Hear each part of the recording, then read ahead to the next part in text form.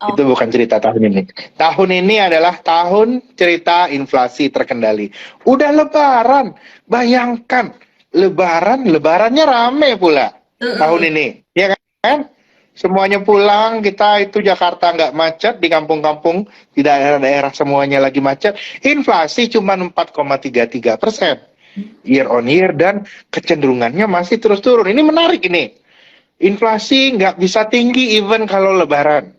Itu ya aku lihat. Ini sebenarnya ada juga merupakan sumbangsi dari infrastruktur kita yang membaik. Udah nggak ada lagi macet-macetan di jalan. Kalau pas kemarin itu ya nggak ada kejadian lah. Aku bilang ini pengalaman saya ngelihat mudik dari zaman gua kecil. Ini kayaknya salah satu mudiknya yang paling smooth. Nah itu dia tuh. Benar kata Abdullah tuh. Mudik pecah rekor, harga terkendali. Iya, biasanya kemarin Iya, kita benar. Ini nikmat banget sekarang. Nikmat banget mudik pecah rekor, harga terkendali, sehingga apa? THR masih bersisa. Gara-gara harga terkendali. Gara-gara THR-nya masih bersisa, mari kita beli obligasi. wah, Habis rally, ada tambah lagi cuannya, kita beli saham. Kira-kira seperti itu. ya berarti ini good news ya sebenarnya kemarin masih di bawah ekspektasi nih. Nah, Sih, ya. Faru, nah Pak Faru kalau misalnya, nah tadi ada singgung ya soal banking nih yang, nah kan ketika BI rate turun nih later in semester 2 ya. Nah biasanya kan deposit rate ini kan turunnya lebih cepat nih daripada lending rate ya. Iya, Nah apakah ini benar. bisa jadi momentum nih untuk banking karena ada Yes, period of time. Nah itu aku sekarang sudah nggak, kemarin aku kan beres banking. Aku semenjak akhir bulan lalu itu aku udah nggak beres banking lagi. Aku udah suka banking. Mungkin strike forward call Bank Rakyat BRI itu strike forward call. Okay. Mungkin bilang udah naik ke goceng. Aku lihat untuk BRI the only way is up. Udah nggak ada obatnya lagi nih kalau BRI ya. Yang exposure-nya yang ke UMKM ya yang terbesarnya ya. Iya benar sekali. BRI, oke. Berarti ini untuk banking ya teman-teman perhatikan. Aku udah nggak ini lagi, consumer masih oke. Aku sekarang itu kemarin yang agak disappointing sama semen itu aku agak disappointing ya kayaknya masih agak nunggu tuh apa sentimennya. Terus juga call agak normalize ya. Aku lihat itu kita mesti hati-hati ya untuk trading aja. Call agak oke. Ya aku lihat habis ini yang harus benar-benar kita perhatikan itu sektor properti, Bapak. Oh, menarik nih. Nanti ada juga nih, nanti di akhir aku nanya soal sektor properti ya, Pak Faru. Properti ini udah harus dilihat. Nggak gini, permasalahannya gini, properti ini selalu sektor paling terakhir. Dan permasalahannya itu ketika sektor properti ini udah oke, biasanya naiknya juga nggak ketulungan. Dan biasanya kita ya telat gitu ceritanya. Oke, soalnya kalau kita lihat sektor properti 2 tahun ini sideways terus ya Pak Farul ya. Tapi sekarang ini aku udah lihat kayaknya udah harus naik nih sektor properti. Iya. Yes. Soalnya kalau properti kan kita tahu ini sektor yang sangat sensitif ya terhadap suku bunga. Dimana juga kuartal 1 ini kalau teman-teman ada update juga nih sektor properti rata-rata itu resultnya itu malah above ya. Mau dari rentalnya naik, rent rate-nya naik, okupansinya naik, terus kayak traffic di mall-mall terutama juga naik kan ya Pak Farul ya. Nah justru pertanyaan semua orang nih, nah kapan jalannya nih sahamnya ya? Karena kan masih belum ya. Ntar abis ketika deket-deket BI udah mau potong suku bunga udah jalan harusnya. Dagang ini yang paling momentum paling orang penting itu juga yang paling kita lihat properti itu capresnya siapa, program-programnya gimana itu harus kita lihat, harus kita perhatikan. Jadi market sedang menunggu kepastian ya dari segi politiknya sama dari segi suku bunganya ya, kapan benar-benar bisa. Itu yang kita lihat. Ya aku lihat udah turun, jadinya sebenarnya tapi properti itu permasalahannya gitu, kalau lu nggak beli sekarang, pas naik lupa telat, nggak sempat. Karena naiknya juga nanti bid offernya udah aneh itu ntar. Gara-gara ini saham itu benar-benar nggak ada yang punya. Benar-benar. Beda. Kalau saham yang udah ada penunggunya itu udah beda rasanya. Kalau yang benar-benar nggak ada ini, kita benar-benar beli itu punya view, punya pandangan. Habis ini marketing sales pick up, mungkin nunggunya bisa lama, bisa 3-6 bulan. Mirip kayak waktu itu saya call 2020 akhir, itu waktunya batu bara boleh dilihat. Waktu batu bara belum kemana-mana. Kenapa? Aku udah lihat ini udah ada. Naiknya memang 6 bulan lebih nggak kemana-mana. Aku suka batu bara, baru di bulan 8, bulan 9, itu baru kenaikan, itu kejadian. Nah, dan kalau udah liriknya telat, itu udah susah dikejar ya, Pak? Oh iya. Iya, kita di situ. Kalau aku sih lebih lihat di situ, di sini ya, kalau mau lihat value investing, properti harus dibidik, harus kita lihat. Lihat itu kayak kemarin ada Pewon, lumayan oke. Sumarekon itu mungkin yang paling easy to digest ya. Yap. CTRA juga oke, itu bisa kita lihat itu intinya. Marketing salesnya dan dari secara valuasi mereka juga cukup murah ya Pak Farul ya. Sudah murah banget. Kalau dibilang murah banget. Aku udah lihat nunggunya ini kan tinggal nunggu kapan naiknya. Iya, tinggal. Tapi memang ini bukan saham yang beli sekarang minggu depan bulan depan naik ya. Ini kita beli, cuman kita nggak tahu kapan jalan. Cuman begitunya jalan, udah nggak kejar. That's the problem. Kalau aku sarankan pelan-pelan aja, ini turun lagi, oke tambah lagi kayak gitu. Lagi. Seperti kata Pak Farul, kita sekarang lagi di fase bidik dulu ya. Nah, ini fase bidik. Kita as a stock investor, ini waktu kita hunting. Waktu kita hunting, ngebidik, nahan nafas. Narik picunya, itu nanti ada waktunya, bulan depan. Mungkin.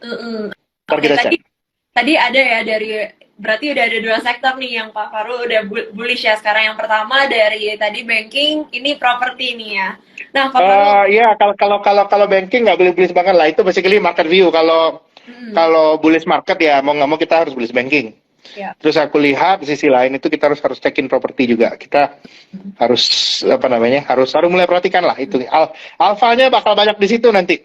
Iya, kalau saat ini sedang sideways ya, kita selalu ketahan di 6.900. Nah, Pak Farul, kan dari udah beberapa bulan ini ya, flow itu banyak masuk ke bond market di Indo nih. Nah, itu kan sebenarnya juga banyak dari duit-duit asing nih yang masuk ke Indonesia. Nah, biasanya apa sih Pak Farul yang men-trigger duit dari bond market ini bisa pindah ke stock market nih, biar kalau kita lihat kan emang likuiditas kita emang udah kering banget ya dari awal tahun, tapi udah membaik sih. Udah kering, benar. Nah, sebenarnya akan men-trigger nih untuk flow itu bisa balik ke stock market. Ada 2 trigger yang dibutuhkan. Yang pertama tentunya orang harus cuan dulu di bond. Asingnya cuan dulu di bond. Tapi ada lagi satu ini, bahwa bond market ini sebenarnya untuk perekonomian itu sangat krusial. Kenapa? Kalau bond marketnya rally, biasanya sebentar lagi loan growth-nya juga naik. Kalau loan growth-nya naik, prospek ekonominya membaik, terus juga likuiditasnya mulai tersebar ke masyarakat, itu yang nanti akan menjadi trigger kenaikan harga saham. Itu yang kita lihat, itu yang masih kita tunggu-tunggu sekarang. Kalau fase sekarang, itu kalau Bapak Ibu mau perhatikan, fase sekarang itu kalau diingat itu kayak fase akhir tahun 2015, awal tahun 2016. Sahamnya nggak kemana-mana, tapi bondnya udah lari duluan. Itu yang kita lihat sekarang. Laggingnya berapa lama itu bond ke equity? Pengalaman aku selama ini lihat 3 bulan lah. Ini harusnya udah ada sekitar 1 bulan lebih. Flow kenceng ke bond udah rally, udah di bawah 6,5% yieldnya. Mungkin the next 2 months itu udah turun. Orang juga udah lihat ternyata Indonesia oke, much better than what people expected. Ini yang kita lihat ya, sebenarnya itu saham itu habis bondnya rally, saham itu harus ngejar bond. Itu yang kita lihat nanti. Itu yang pastinya akan kita tunggu dalam 1-2 bulan ke depan. Nah, tapi sekarang karena kondisinya itu adalah kita nggak di kondisi stimulus lagi, kita harus habis-habisan bottom up call-nya. Jadi mungkin habis ini ngobrolin makro, ngomongin industri itu lebih enaknya kita next month. Gimana kayak bahas properti industrial, ini gimana nih properti industrial? Ini kira-kira yang mesti ini misalnya mana among the call company yang best among the worst, itu harus kita perhatikan. Itu yang kita lihat di bulan depan. Karena habis ini dengan makro yang makin kondusif, kita bahas industri akan lebih material daripada bahas makro. Ini akan jadi bulan-bulan terakhir lah. Kita bahas makro yang makro banget. Habis ini kita bahas makro yang industrinya buat jadi stock pick tepat Mbak Tere. Kira-kira seperti itu. Oke, Pak Farul. Jadi intinya yang dari bonds itu slowly akan menambah likuiditasnya, ini akan menambah ke stock market ya? Yes. Pasti baik langsung ataupun nggak langsung ya. Oke nih Pak Farul. Nah, tadi kan kita ada spill nih yang properti yang menarik ya. Ada yang nanya nih, yang industrial atau residensial? Kalau aku call-nya residensial, itu much easy to digest. Hmm. Industrial estate biasanya naik paling akhir. Bentar. Yang residensial ya Pak Farul ya? Iya. Oke. Orang nanya consumer and retailer masih hold, yes, masih hold. Tapi aku lihatnya sentimen untuk consumer ini akan lumayan selesai ini ya. Ini kan masih naik ya. Nanti ketika sentimen pemilu itu price in bulan Agustus, bulan September orang udah ngukur, itu mungkin udah jadi waktu terakhir untuk pegang consumer. Itu yang aku lihat sih. Ini aku udah mulai lihat, kan kemarin-kemarin kita beli consumer ya, consumernya udah naik kan? Iya. Itu udah mulai ujungnya udah mulai kelihatan nih, pelan-pelan mulai kelihatan. Kita udah harus pelan-pelan ganti view lah, itu kira-kira. Walaupun masih oke. Ya. Oke, jadi consumer emang yang retail sama yang retail ya terutama ya udah high base duluan ya Pak Farul. Sama ya. Jadi kalau mau naik consumer juga labanya masih bagus-bagus, benar. Masih akan bagus Pak. Sampai akhir tahun, sampai awal tahun depan akan makin bagus karena pemilu. Tapi apakah sahamnya masih akan naik terus? Itu lain cerita lagi. Nah, itu ya kita lihat. Aku kemarin itu kalau consumer karena lihat nih bakal bagus. Cuman begitu udah bagus, kita harus lihat lagi masih dipegang atau enggak. Saat ini ya aku lihat yang aku percaya sampai September masih boleh dipegang. Tapi perjalanan saham consumer ini mungkin sudah 75%. Udah tinggal 25% lagi naiknya. Kira-kira gitu. Oke, jadi mungkin yang udah cuan udah boleh kurang-kurangin posisi ya. Kita kalau mulai lihat yes, yang tidak dilirik sama yang lain nih. Mungkin yang masih belum jalan, masih yang sepi diomongin ya Pak Farul ya. Iya benar.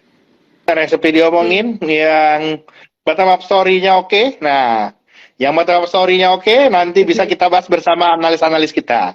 Mungkin next time bisa bawa Bapak Adi, Bapak Karel, Bapak Willy, Bapak Richard tuh. Buat kita bahas. Habis ini bakal lebih seru itu lagi kita bahas. Jadi nanti bahas sisi industrinya, mungkin aku pandangan makro di industrinya gimana, terus dilihat sahamnya apa. Itu yang akan lebih oke, itu yang kita lihat. Menarik ya teman-teman. Jadi pantengin terus nih Market Talk karena setiap nantinya ya kita akan hadirin narasumber lainnya juga. Nah Pak Farul, nah ini kan baru minggu pertama nih di bulan Mei dan ada fenomena yang cukup ramai nih lagi diomongin yaitu sell in May and go away nih.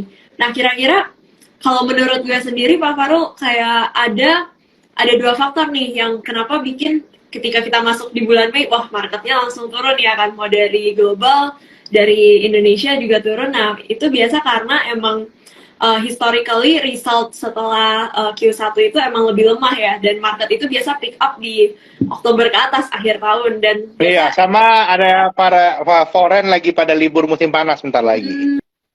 Oke, jadi ini yang disebut yang fund manager lagi liburan dulu ya.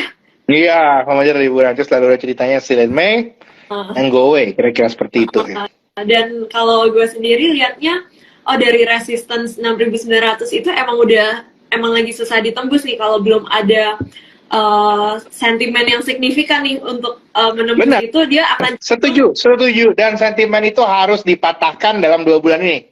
Dalam 2 bulan ini harus lewat. Ya aku lihat ini harusnya kita break ke atas sih.